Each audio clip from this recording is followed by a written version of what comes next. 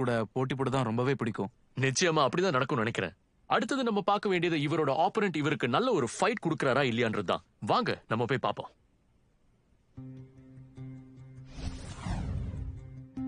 நான் இங்க வந்ததே ஆன் சான்சுவ அடுத்த வாட்டி ஜெயிக்க விடாம பண்றதுக்காக தான்.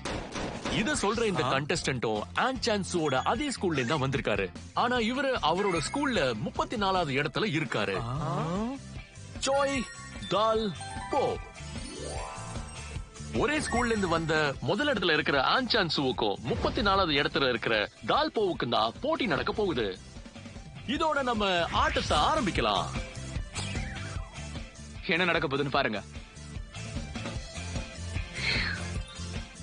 டால்வோ இங்க வராம அங்க டிவில என்னமோ பண்ணிட்டு இருக்கானே.